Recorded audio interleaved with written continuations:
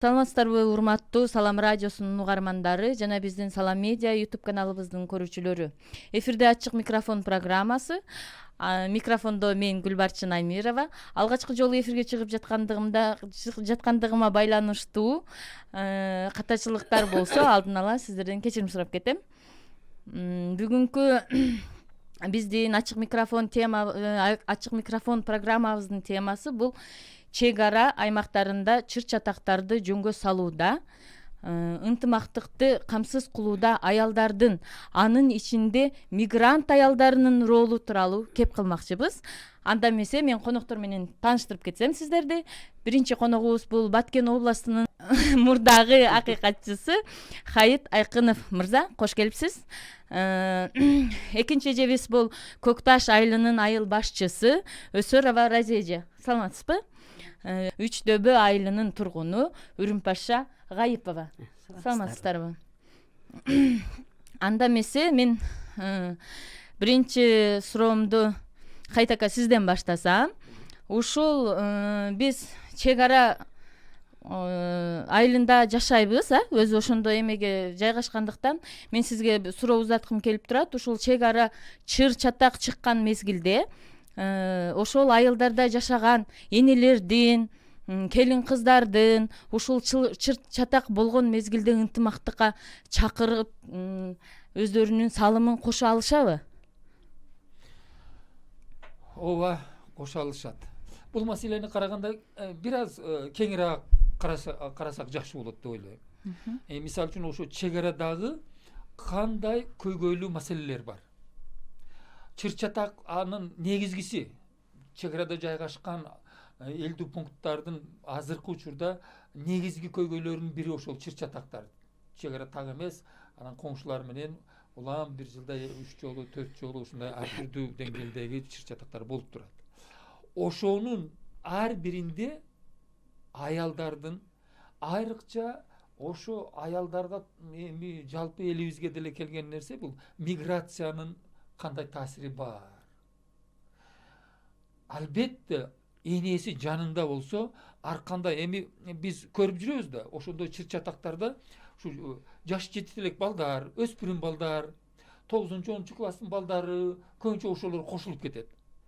Жанагындай таш менен ыргытышып же башка болуп, ошол учурда энеси жанында болсо сөзсүз ошо балам деп эң балага күйгөн адам бул энеси.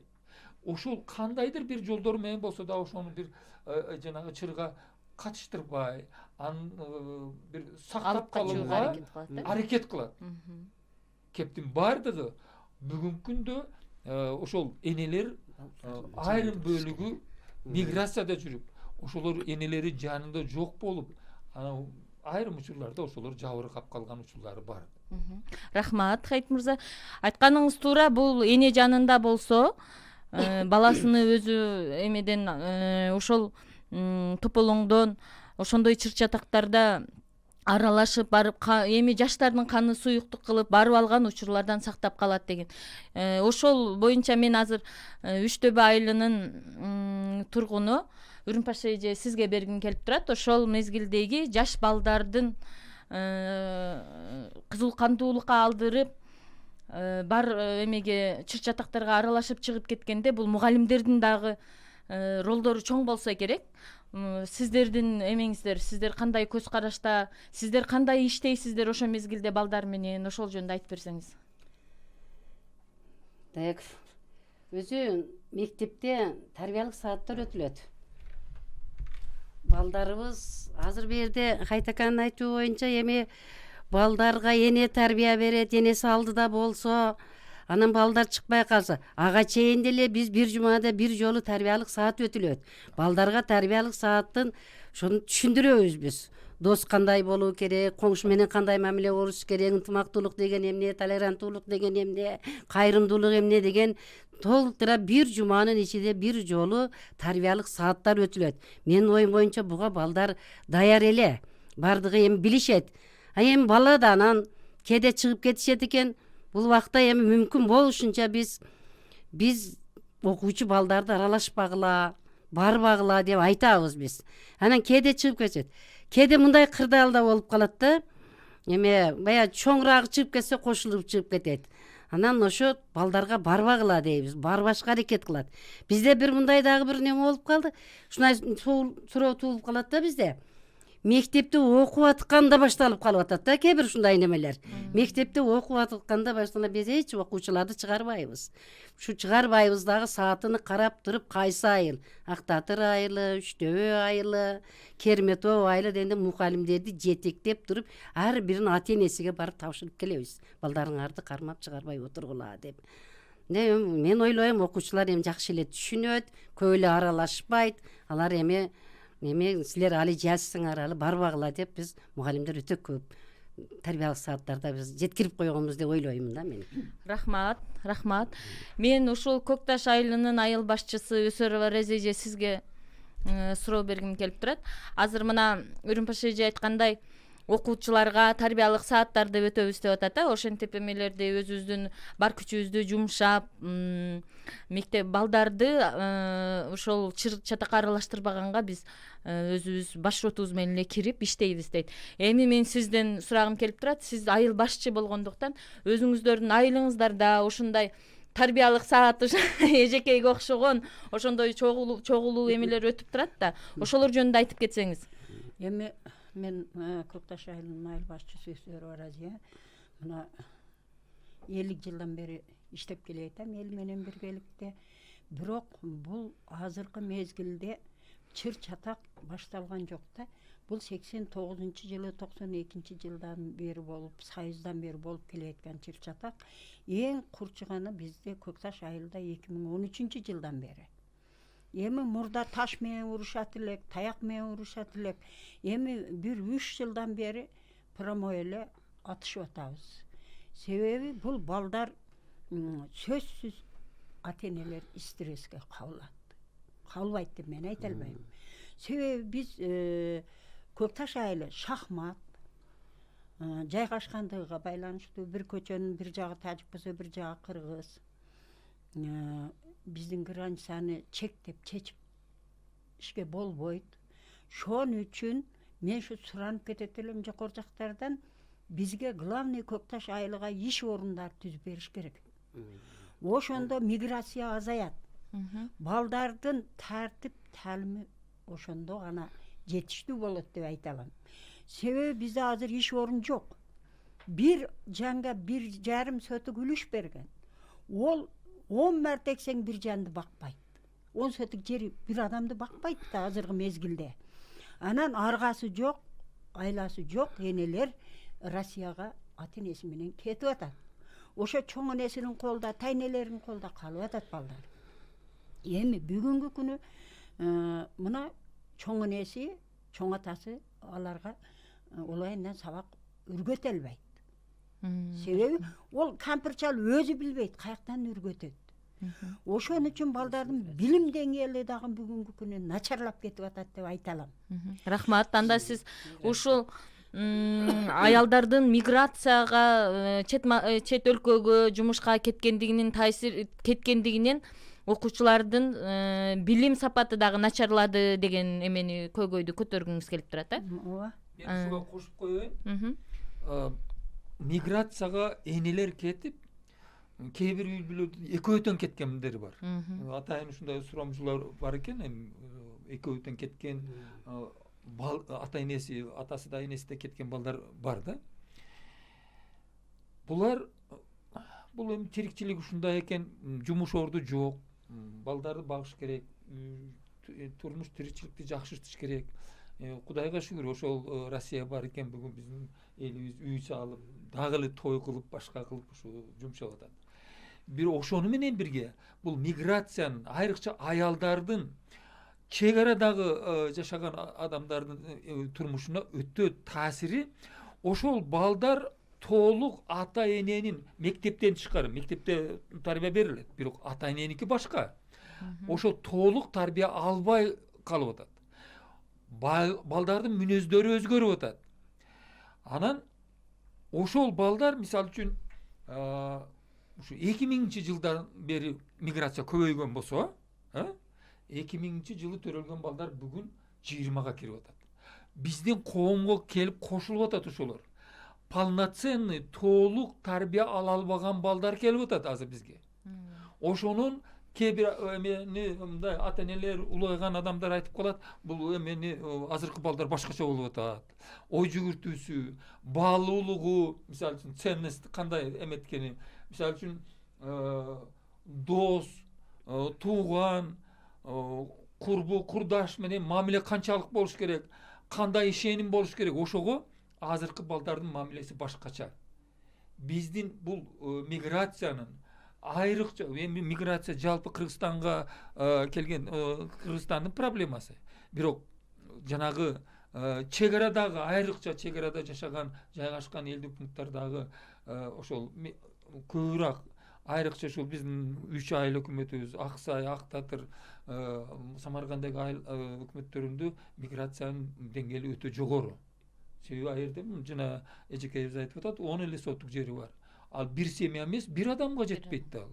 Ошон үчүн бул эми проблеманы айта берсе көп, бирок анын чечүү жолдору. Эң биринчиси ошол жерде мен бир сунуш келтирдим эле. Ошо чек арада жашаган, түздөн түз чек арада жашаган адамдарга, үй бүлөлөргө мамлекет пособия бериш керек. Мисалы үчүн чек араны баягы чек ара кызматына бөлүнгөн бюджеттен акчаны чек арага бөлсө, 1 метр чек араны, мамлекеттик чек араны канча сомго корголуп атат. Эгер бизде ушул Аксайда, Ак Татырда жанагы коргондун дубалы мамлекеттик чек ара да.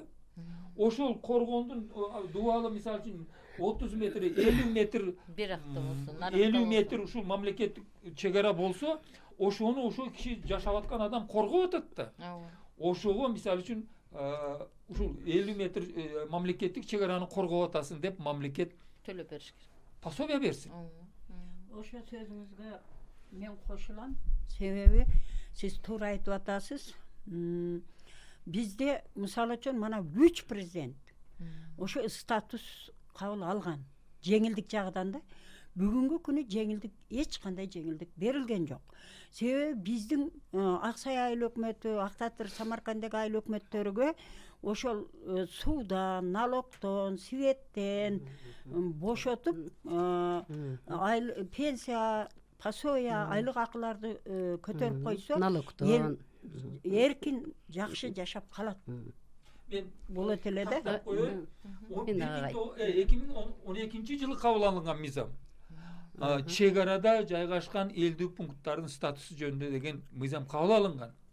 13-жылы бюджеттен жетпеди деп ишке кирбеди. 14-чү ушундан бери ошол мыйзам жөн эле турат. Күчүнө кирбейт.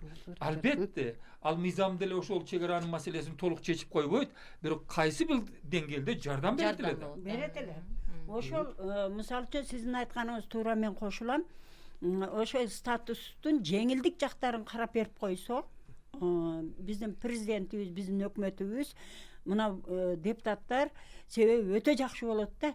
Себеби жеңилдик жагы эле бизден светтен, суудан, налогдон, анан баягы айлык акы, пособия, пенсияны көтөрүп койсо эле, биздин эл 1 соттук, 1,5 соттук жер, мисалы үчүн, үлүш жерде мени 10 марта баксам, эгип кайта эксем мени бакпайт. Ошон үчүн элибиз кыйналып жашап атат. Иш орун жок.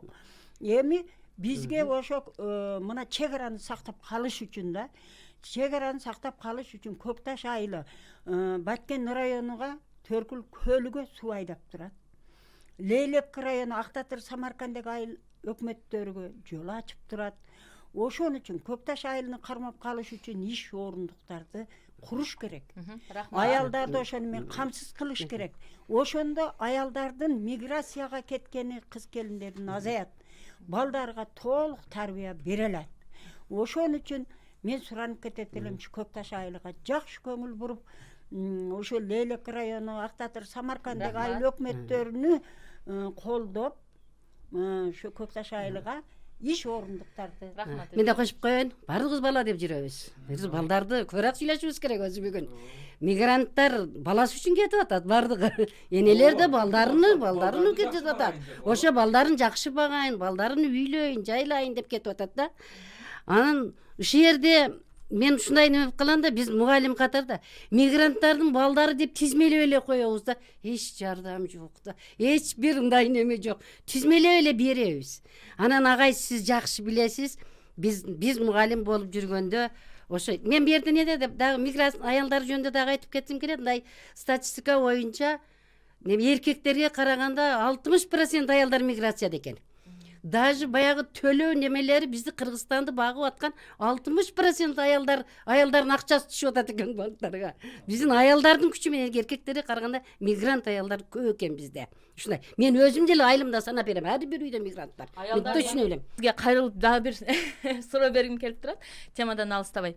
Ушул миграцияда иштеп жүргөн аялдар, айымдар, ошолордон мына сиздердин айылыңыздарга жардам кылып, моральный, материальный жактан жардам кылып, ишкана ачкан аялдар барбы? Азыр бүгүнкү күнү бизде миграцияда жүргөн балдарыбыз көп жардамдарды көрсөтүп атат. Аялдардан. Анан эми аялдар өзүнүн баласынан артпайт. Эми баласы жейт, ичет, киет дегендей окуйт. Анан ошо бир эле Көкташта жашаган аялдар эмес, ошо миграцияда жүргөн аялдар дагы уже псих болуп калды да. Себеби Көкташтын аялдары 100% псих болуп, уже нерв стресс алып бүттү. Себеби качан тополоң болуп кетет экен, кайсы маалы бемалал 1 саат бемалал уктай албай калды да. Себеби күнүгө эле тополоң боло бергенден кийин уже жүрөк тагын коркуп калат экен. Жаныда болсо башка, алыста турганда да Баласы сыртка чыгып кетсе, эмне болуп калды экен, тажик тийишип койду, же балам тажикка тийишип койду деген ой пикир менен ошо бала эшиктен киргиче эне уктабайт.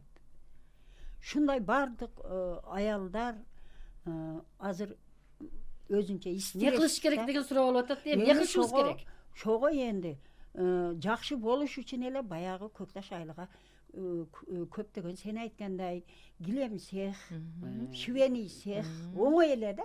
Анан өзүбүздөн жүзүм чыгат, алма чыгат, бар жок бар, помидор чыгат, бир консервный эме завод, фабрикаларды. Фабрика бирдеме ачып койсо, анан бул аялдар өзү эле ошого алаксып, иш орун дагы болуп калат.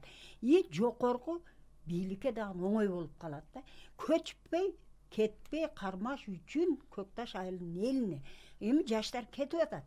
Бүгүнкү күнү Баткенге кетип атат, Ошко кетип атат, Бишкекке кетип атат. Көп эле көчүп кетип атат эки жака. Жаштарыбыз эми картан калып атат. А жаштарды биз кармап калыш үчүн баягы иш орундуктар болуш керек да. Тынч жашоо болуш керек. Тынч жашоо. Себеби иш орундук болгондон кийин ар бир эне ошо иш менен алек болот. Үйгө келип турмушу менен алек болот. Аяка чыкканда баягы иш орун менен алек болот. Пичи болсо дагы акча кармайт. Баягы биздеги болуп аткан камфилик азаят. Турмуш шартыбыз оңолгон сайын камфилик өзү эле жоголуп кетет. Биздин турмуш шартыбыз өтө кыйын да. Жашоо шарт кыйын да. Себеби 1 сом киреше болбосо, пенсия пасоя менен жашаса, анан киреше болбогондон кийин ата-энем эле булат да, кысылат да. Анан пасоя пенсия менен бала бага албайт да. Ошон үчүн бизге швейный, килем сех дегендей, консервный баягындай банка, кондитерский бир сех ачып берип койсо, анан баягы балдардын көчүп кетиши азаят. Мен шуну суранат элем. Жокорку бийликтен ошо колдоп, Көкташты сактап калыш үчүн Лейлек районунун Актатыр айыл өкмөтү айыл өкмөтүнүн кармап калыш болсо, жолуну ачыш болсо, жолу ачылсын десе, Баткен суусуз калбасын десе, Көкташ айылын кармап туруп, бүгүнкү күнү ошондой иш орундарды түзүп бериш керек. Анан жаштарды кармап калсак болот. Келин кыздар баягы миграцияга барган азаят. Балдарыбыздын өзү ата-энеси тарбия кылат. Ошону мен суранып кетет. Рахмат. Кайтака, сизге сөз. Эми сиз дагы ошо миграцияда жүргөн айылымдар. Мен өзүм айтып кетсем, бизде Нуржамал эже Москвада өзү миграцияда жумуш кылат, бирок биздин дагы эмеде штатта журналист болуп иштейт. Ошондон эже бизге ушу чыр чатак чыккан мезгилде аябай эле аялдардын, ненелердин кайрылуусун көп жиберет, видеолорунучу. ошондо көргөнүмдө деле мен айтам да, эми биз жанында экенбиз бул жакта, чындыгында алыста миграцияда иштеп жүргөн энелердин жүрөгү башкача ооруйт экен. Баласы жанында турса башкача экен, анан кийин алыста турганда башка экен. Аларды түшүнүп эме кылганда кайрылышат, чоңдорго кайрылышат, ырдап беришет, өздөрүнүн эмелерин кылып бизге ушинтип. Нуржамал эжеге чоң ыраазычылыкты билдирип кетким келет эми ушун эменин астында. Ошондой энелердин үнүнү бизге жеткирип турат. Биздин YouTube каналдан көрсөңүздөр керек, постоянно чыгарып, эме кылып турабыз, чагылдырып турабыз. Ошо Хайтака сиз дагы ошо миграцияда жүргөн энелердин ушинтип көмөк көрсөтүп, жардам көрсөткөнү жөнүндө кабарыңыз барбы, билесизби? Разеже айткандай, негизи биздин азыр ушу мынау пандемия, коронавирустун пандемиясы, чек ара маселелери боюнча Кудайга шүгүр биздин ушул жактан барган уулдар, кыздарыбыз уюшуп өтө көп кайрымдуулук жардамдарды көрсөтүп атат. Мына үй күйгөн, мисалы үчүн чек арадагы эмеге үйүнү почти что ошол Өздөрү эле тургузуп берди. эми ага жардам көп болду, бирок алар дагы куру калган жок. Кайсы жерде болсо да ошолордун арасында азыр эмени статистиканы ала турган болсок, азыр эркектерге караганда аялдар көп экен. Көп. Миграцияда көп экен. Демек, ошо чек арадагы энелер дагы көбүрөөк эркектерге, аталарга караганда энелер көбүрөөк экен. Жанагы уюшулган жардамдардын значит көбүрөөк ошо аялдардын салымы болуп атат. Ошол мисалы үчүн экөө тең барган болсо, аял эркек ошол өзүнчө эле эме жумшай албайт да, эми макулдашып жумшайт да, ошо аял макул, аял көбүрөөк боору эзилип, ошо элиме болсун, жериме болсун дегендер ошол аялдар деп эсептейм. Биздин негизги бүгүнкү ушул талкуубуздун максаты ушул ошо чек арадагы жалпы көйгөйлөр, ошолордун арасында мигрант аялдар. Ошол миграция ошол биздин элибиздин турмушуна, аялдардын, эркектердин турмушуна, балдардын турмушуна канчалык таасир берип атат. Ошону кантип жеңилдетишибиз керек.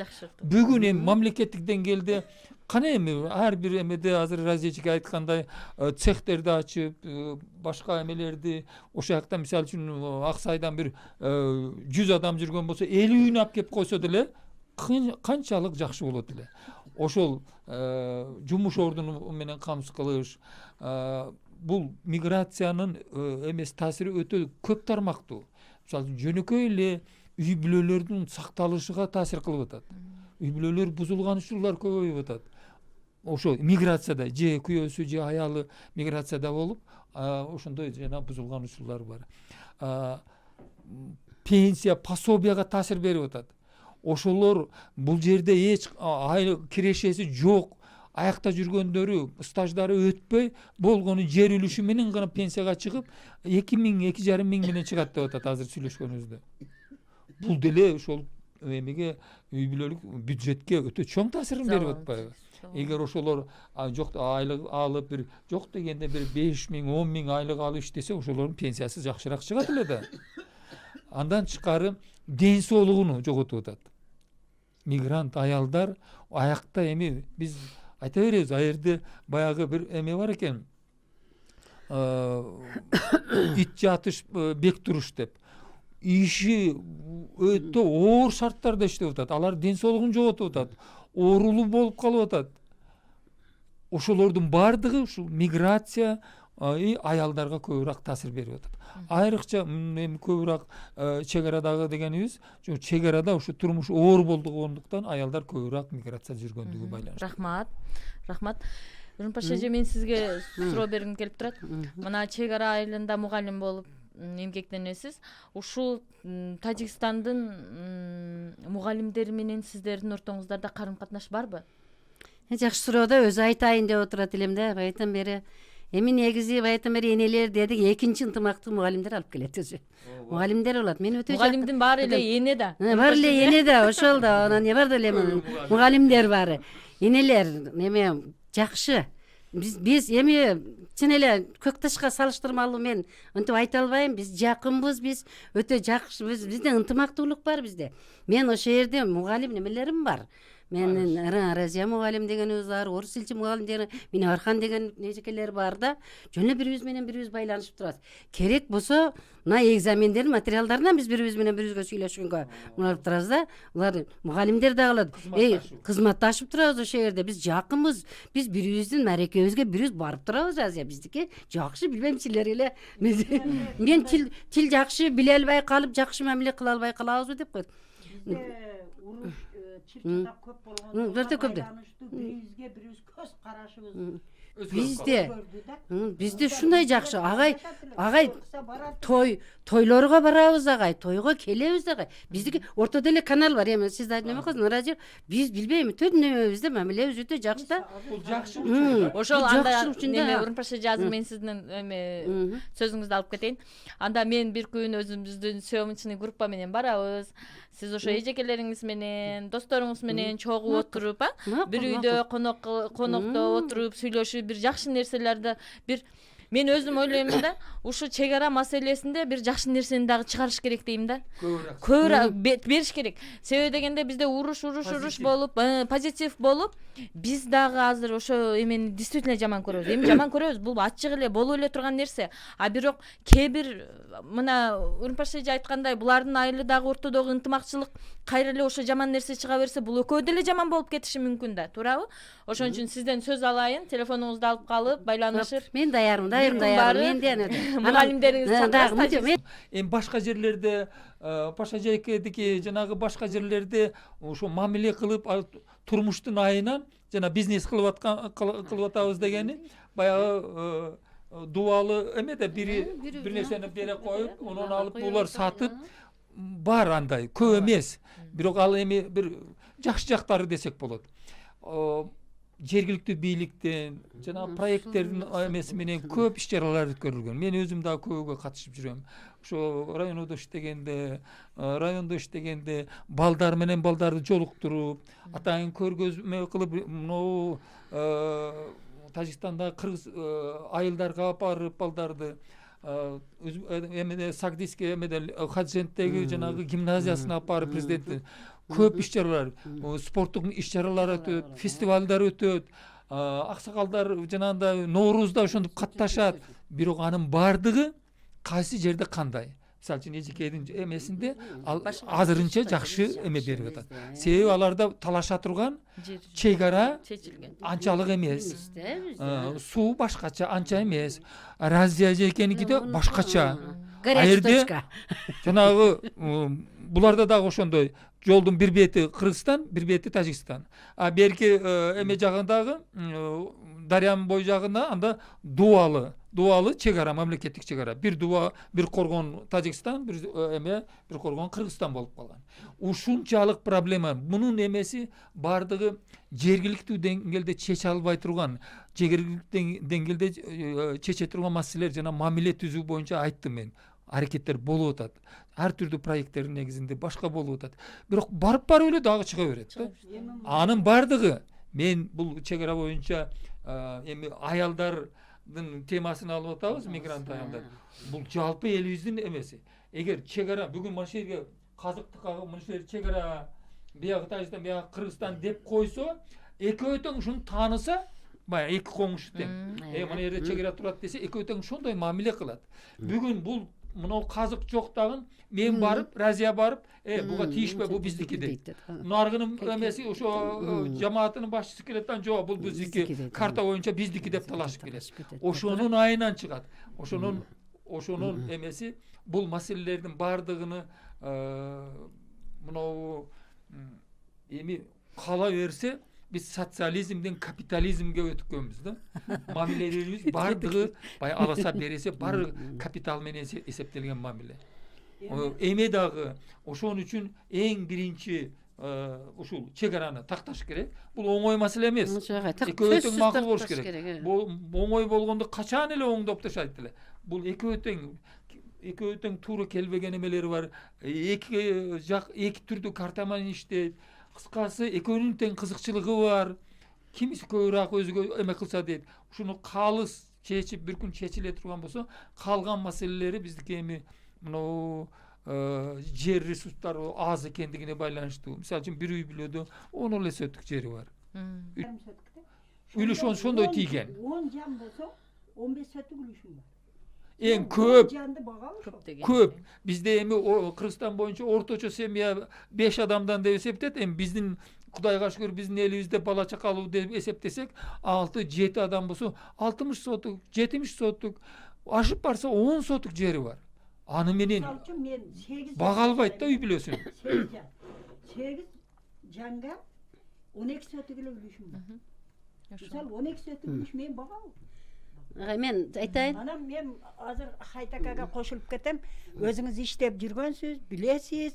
Көп, мисалы үчүн тополоңдорго барып жүргөнсүз, өзүңүз дагы ошо Тажикстан бийлиги менен сүйлөшүп жүргөнсүз. Мен сизди сайыздан бери билем, сайыз мезгилинен бери иштеп келетесиз, көп кызматтарды кылдыңыз. Эми бүгүнкү күнү биздин Көкташ айылынын чегарасын чектеп болбойт. Себеби бул чегараны мынандай аралаш эмес болсо, зымды тартып койсо болот. Бирок Мазейттин жери Таштымшук, Көктеректи, Көкташты тосуп кое албайт. Себеби бул эки президенттин сүйлөшүүсү менен, макулдугу менен гана ошо алмаштыруу жолу менен гана чечиле турган маселе да. Шон үчүн Төлкө Көкташка азыр элди кармап, жеңилдик жагынан жардам беребиз десе, статустун баягы курук пакеттин ичини толтуруп бериш керек. Пакет келген Толтурбаса деген жарым ошол кылып экен да. бериш керек көк пакетти. Анан кийин иш орун түзүп бериш керек. Ошондо дагы мисалы чегара чечилбесе дагы эл баягы акча маселеси менен Мен кызыгып бир сөз айтып коеюн, эме кичине шуну айтып коеюн. Эми байланышат экен, кантип байланышат экенсиздер да, ошол жерде менин мугалимдерим бар да, неме, мына Разияхан деген мугалима бар, мугалима деп коет, анан ошо мугалимам айтып атат да. Неме, мурдараак разъетмачы кичине мурдараак болгондо мен мындаймын. Мен бияка мектепке бияк карап келем, окуучулар немелердин окуучулары бияк карап кетет да. Мурданчы эле саламдашпайт эдилер агай. Жакын арадан бери азыр шундай ассаламу алейкум. Ана мен Разияхан сурадым, Разияхан, балдарың саламдашып каптырсам, бизде уже неме чыккан дейт. Бирөөгө бир неме кылса, бир олорду бир статьялар, бир немелери бар экен. Бирөө менен же сен урушту баштасаң, аларга штраф салынат экен. Алардын деле немелери бар экен да. Алар деле ынтымакты каалайт экен агай. Ынтымак болушкусу келет экен. Мына ушунтип мына ушуларда бизде үчтөбөдө бир неме кылбайттар да. Паша, тажик бийлиги элин өзү салып коет. Өзү салып коет да, гарыш болсо, Сен көйсү. гарыш болсо Кыргыздын жерин ала бер дейт. Ошол Бир нерсе. кетен болсо ham ал. Рахмат сиздерге. Ошо бийлик жөн отур, ынтымак кыл, бирик дейт. Ынтымактуулук керек да кыскасы. Ынтымак болсо чегара болот. Рахмат. Эми бул үйдө жылуулукту дагы, мээримди дагы тартуулаган бул эне дейбиз, энелер, апалар болот.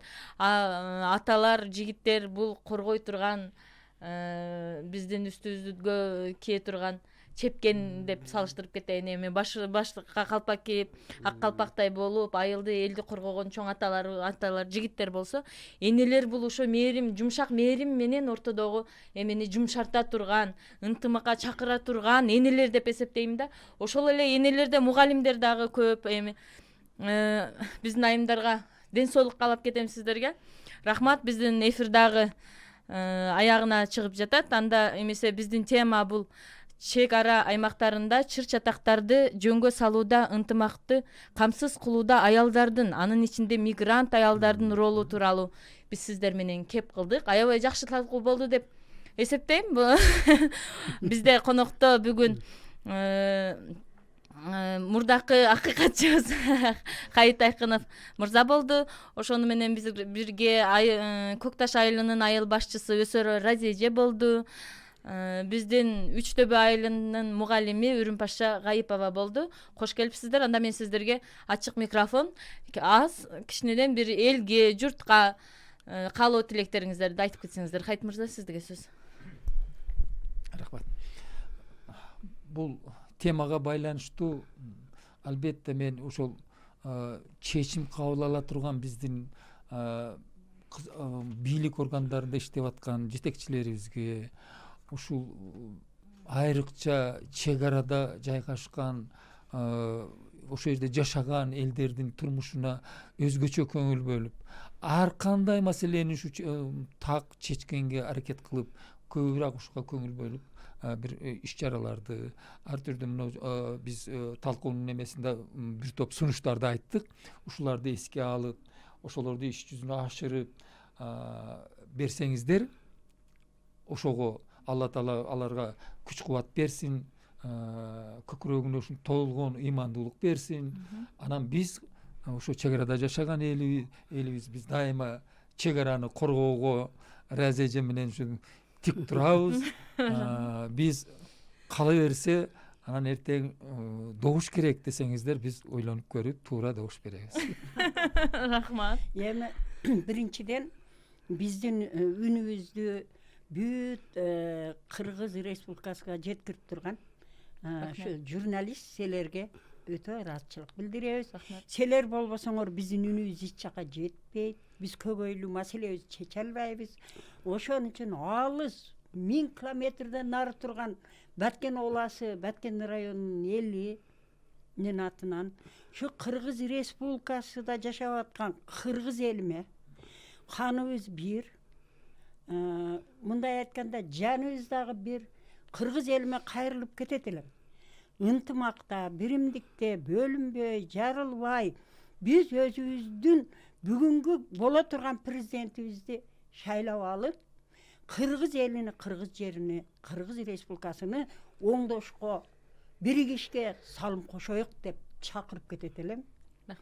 Ушу көрүп аткан бир тууган кыргыз элиме мен кайрылам. Дайым ынтымакта, биримдикте бир жакадан баш чыгарып, бир жеңнен кол чыгарып, ушу биздин көбөйдү чече турган президентти колдоп шайлап алайлы. Ошого чакырып кетем. Рахмат. Эже.